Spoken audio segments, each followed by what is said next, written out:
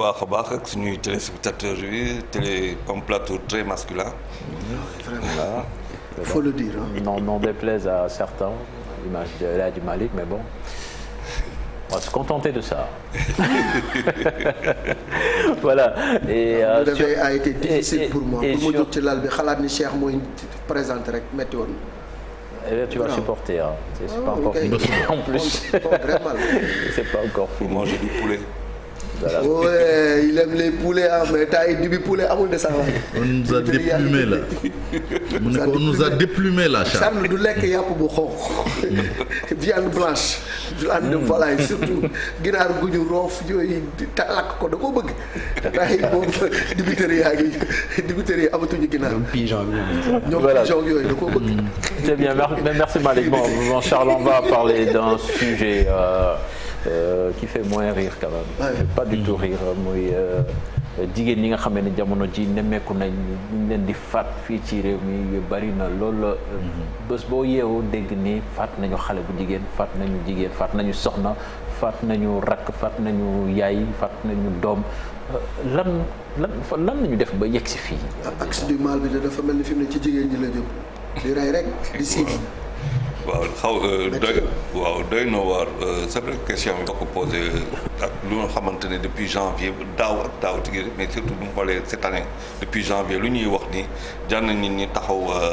liggéey si xalaat si bu baax a baax parce que feneen aussi constat boobu tam nañ ko def du Sénégal rek ah c'est benn constat boo xamante ni dañ ko def depuis 2017 si dëkk yu bëri tubaab yi ñoom ñu dem ba commencé xool sax si yan jamono lay gën a am doole toutes les classes sociales confondues lay touché ak dëkk yu bëri bu ñu demee ñoom ba si biir ba ñu xool ñoom ñu gis am na ay moments yoo xamante ni si day crise bi surtout avec la Covid bu mu ñëwee ñoom ñu xool si période u été maanaam ak période rentrée en septembre c'est les crises yi gën a bëri parce que xëy na jigéen yi dañuy bëgg a fase wala dañuy am problème ak seen famille boo ñëwee nag dans le cadre boo xamante ni mooy suñu cadre jàngat boobu amul ba léegi amul si étude boo xamante ne def nañ ko pour ne pourquoi féminicide yi bëri pourquoi nit ñi di gën a reyante mais boo toogee waxtaan par contre ak psychologue yi ak ñoo xamante ne ñoom ñooy enquête muy policiers yi di nga am ay éléments yu intéressant trop parce que boo demee ba si biir bu ñu la waxee par exemple si wàllu psychologue yi bu ñu la nee que contrôle maanaam désir obsessif de contrôle maanaam nit ki dafay day foog nekk moo la yaa ko moo la moom. moo la voilà kilifteefam lu demee noonu. ba pare nag si gannaaw loolu mu tam doon ay manque de confiance en soi ba nga xamante ne affaire bi day commencer di dem ba mu am ay étapes léegi nag si ay étapes lay jaar balaa ñu àgg si loo moom mooy planification ba si meurtre bi qui parfois même assassinat la parce que bu doon planification ça devient un assassinat loolu tam dafay indi situation de crise boo xamante ni c'est une situation de crise des valeurs situation de crise sociale situation de crise économique situation de crise financière ak impuissance l'impuissance tey bu ñu koy waxuñu puissance ci wàllu physique rek mais cette impuissance psychologique à pouvoir gérer gérer sa bopp d'abord balaa ngay gérer couple c'est d'abord savoir gérer sa bopp te loolu yëpp ce sont des discussions yoo xamante ne duñ ko faral am te du nekk ci biir formation bu ñuy former nit ki mooy mu nekk jaar ci école bi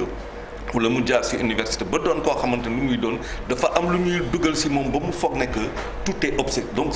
pouvoir en fait cette obsession se transforme en pouvoir donc maanaam nit ki day dem ba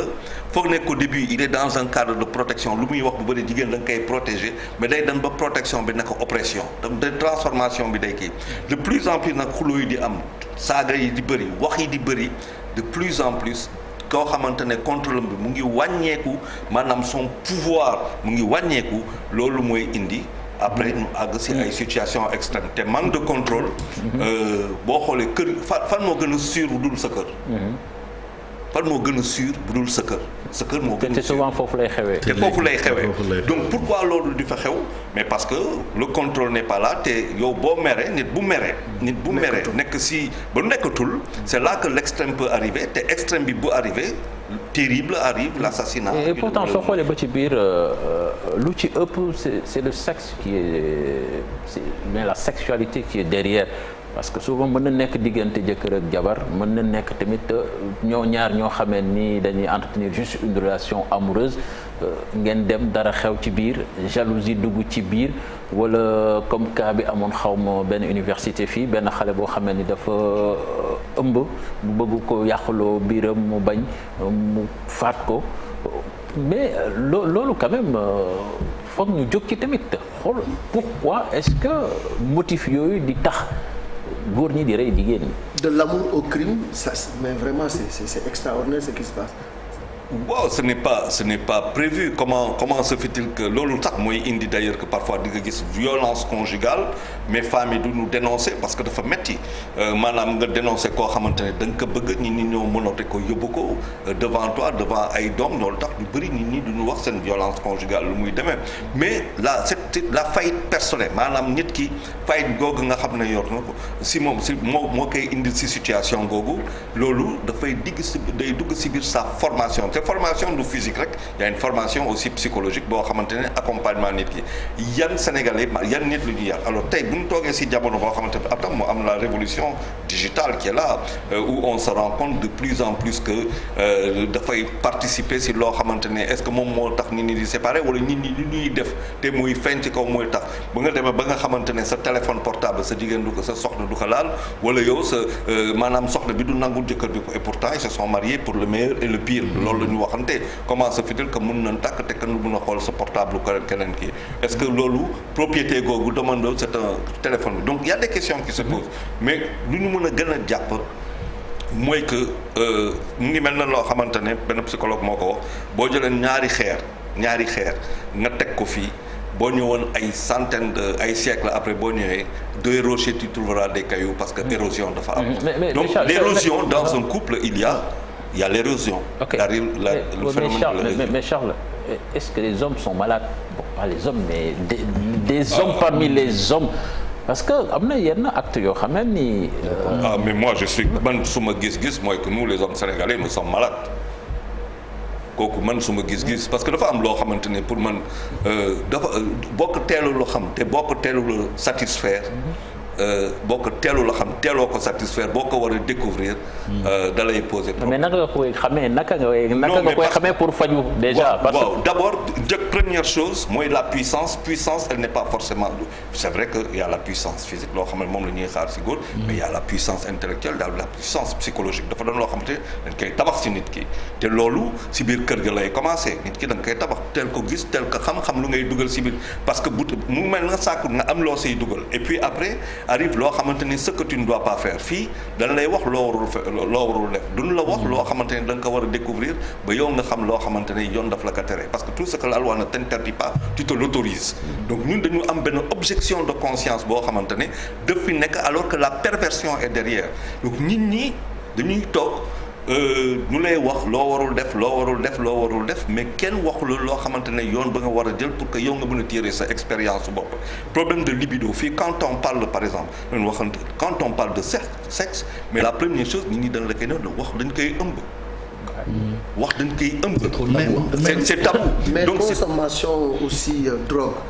alcool yooyu yëpp aussi bokk na ci lu nga xamante ni des fois day indi lu mel noonu mu mel ni nit ñi dañuy def recours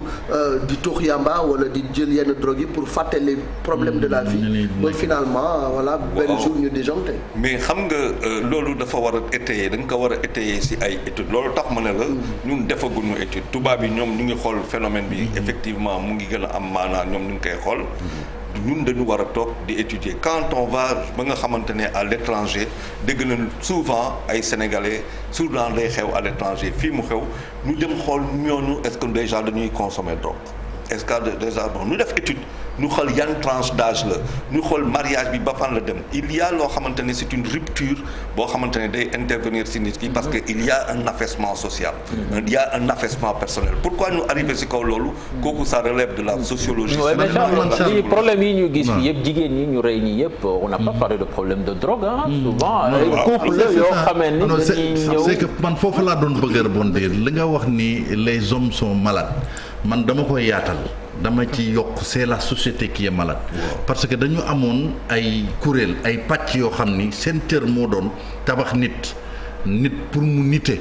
parce que mën nga nekk nit ñun ñëpp ay nit lañu mais li ñuy xaar ci yow mooy nite mais nite boobu moo tum rank ci réew mi te ci prêche yi ci église yi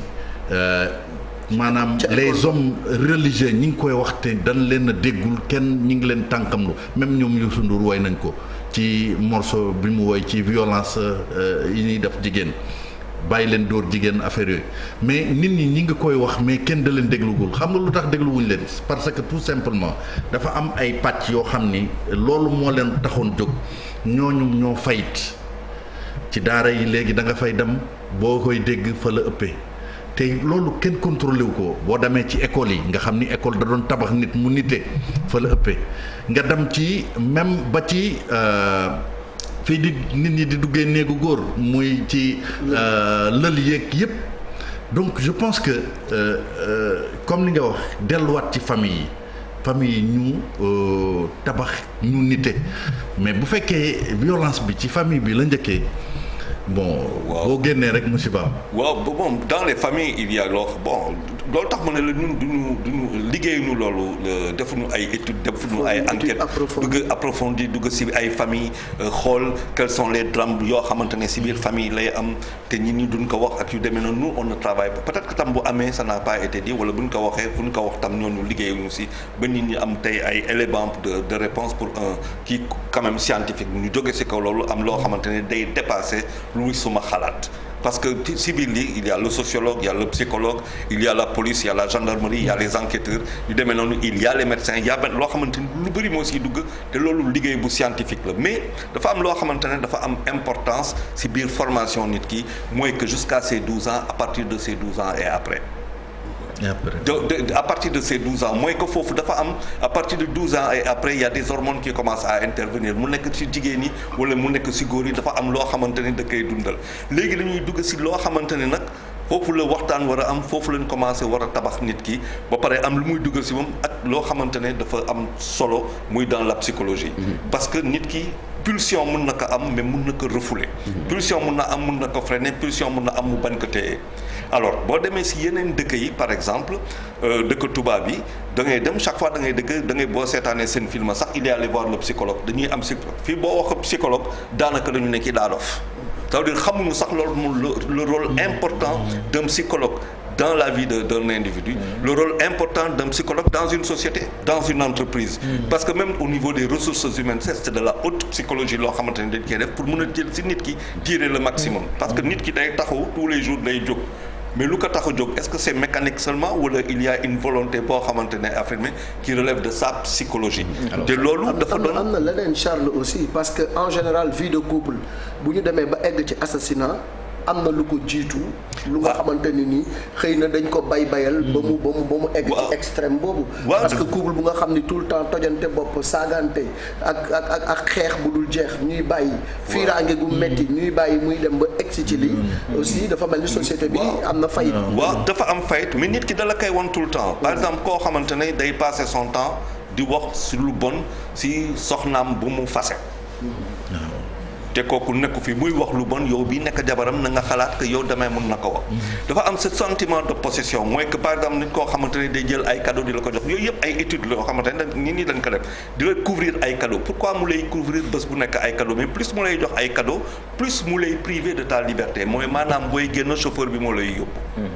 chauffeur bi da lay toog di la xaar mais loolu yëpp c'est un manque de c'est-à-dire damay contrôler sa vie kooku manque de confiance par rapport ak man la donc le manque de confiance par rapport à nit ki assez souvent et de ce côté-là bu ñu xoolee ñun suñu société fu mu toll fu mu jëm ni le manque de confiance en nous mooy indi manque de prise de décision manque de responsabilité te loolu dafa doon lu doy waar. yërmande daal dafa ne moo commencé jeex. ouais peut-être pour jaarale. non vite fait moi aussi j'ai une question. voilà mooy le côté tabou bi ngay wax est-ce que mën nañ imputer cause yi ci li nga xamante ne moom mooy la le voile qui sépare justement les parents et les enfants cette période d'adolescence justement jamono jooju noonu est-ce que il faut qu'on franchisse cette limite là parents yi gën a am sañ-sañu toog wax ak seen i doom à un certain âge ci lu jëm ci wàllu seen sexualité être ouvert dans ce genre de sujet et comment par contre imposer ce genre de doxalin boobu noonu naka lañu ko mën a imposer ci benn société boo xamante ne quand même elle tient à ses valeurs. mais la première chose parent bi war na xalaat que il a eu 15 ans. c'est aussi simple que ça. La première chose, ça veut dire c'est le mensonge social, c'est-à-dire mensonge boobu ñu érigé ko en valeur sociale. Mais le parent a eu 15 ans. Est-ce qu'il avait une copine à 15 ans? Lan moo doon sa vie à 15 ans. À 17 ans, à 18 ans, à 18 ans nga bëgg ñëw bu yow tam nga loolu tax mu ne ce désir obsessionnel, ce désir obsessif de contrôle yow tam nga bëgg ñëw sa famille mes enfants nii ak nii la ñuy def fàtte que yow da nga fa jaar donc finalement c'est nit ki lu ñu koy tabaxee. nit ki lu ñu koy tabaxee dans sa maanaam physiquement parce que physiquement day dafay sport c'est pas pour rien ngay dem sport à l'école ak tout ça parce que dafa am loo xamante ne day tabax si yow ba pare mu indil la beneen mentalité est-ce que parce que da ngay sport war nga tricher pour wala jël ay anabolisants ak yu demee noonu c'est la même chose pour la vie ça veut dire dana lay tabax donc les parents doivent quand même se rappeler qu'ils ont été adolescents. une yi nga xam ne mooy défilé fii dafa bari. Ça veut dire que lii nekkatul ay épiphénomène ça devient récurrent donc c'est un problème mais naka la ñu ko war a solutionner ak ñan ñoo parce que ay féministes yi la ñuy gis souvent ñuy yooxu di taper du poing sur la table mais est-ce que ça suffit comment éradiquer ce fléau? Loolu il faut d'abord une enquête. Il faut d'abord une enquête pour situer pourquoi cette faillite personnelle parce que ku rey da nga faillir. Une faillite personnelle. ku rey da nga faillir d'abord yow c'est une faillite. Voilà donc il faut que ñu def benn étude ñu xool est-ce que nit ñi ay drogué la ñu ban âge ban ak yu demee noonu et une étude ñu sooraale woote ñëpp ñoo xamante ne mooy seen xam-xam si loolu ñu toog ñu def ko ak ay échantillonnage dem si biir région yi xool pour est-ce que si Dakar si ville yi la gën a am wala si village yi la gën a am et à partir de ça ñu xool aussi nature éducation yi xool lu bëri dafa c'est quand même un travail scientifique et c'est partant de ça qu'on peut venir. Approche holistique. Voilà approche holistique pour mun a décider. valeur yi nga xam ne bu génnee ci nit rek moo ko mala ñooyam te loolu ñun moom lañ ñu yare moom lañ la yare moom lañ la yare attention sauf que mala ga du assassiner mala ga dafay rey pour lekk mais pas pour le plaisir mais boo amatul et n'a pas conscience de ce qu'il fait boo amatul kersa amuloo looy jom amuloo looy rus amuloo looy ragal musiba moom mooy am te loolu moo bari ak voilà merci pour ce jàngat très instructif dañuy dem léegi ci invité bi